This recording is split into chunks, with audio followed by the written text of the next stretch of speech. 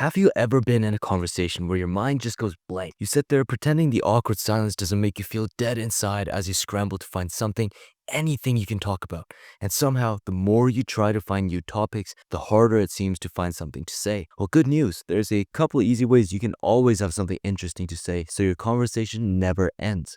First off, there's the multiple choice technique. This works best when talking with introverts, so in 2025, it works with pretty much everybody. Also, I'm just realizing that in this picture, blue low-key looks like he's hitting on purple.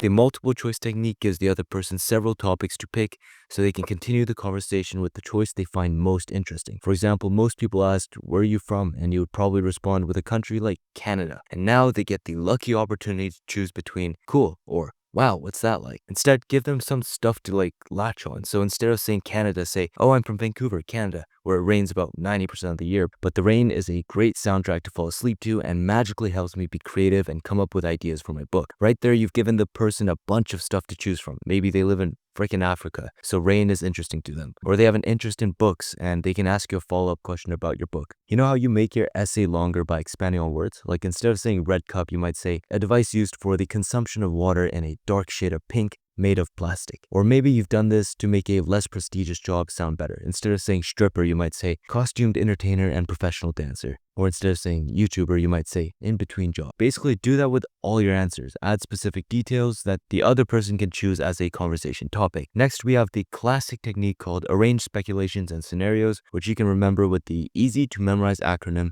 ASS. Anyway, use pre-prepared questions or speculations like, "By the way, I've been looking for a new Netflix show to watch. Do you have any favorites you'd recommend?" Or "Have you been working on anything interesting recently?" Your other choice is to use prearranged scenarios or hypotheticals like, "What would you do if you won the lottery?" Since people love imagining things, your hypotheticals will make it fun for both you and the other person to keep the conversation going. The only risk with this is if the other person thinks you're childish for asking something like, "What superpower you'd want to have?" But no worries, there's an easy fix for these situations. All you have to do is backflip and cartwheel away from the person. With any luck, they'll think it was all just a hallucination and forget about the entire conversation.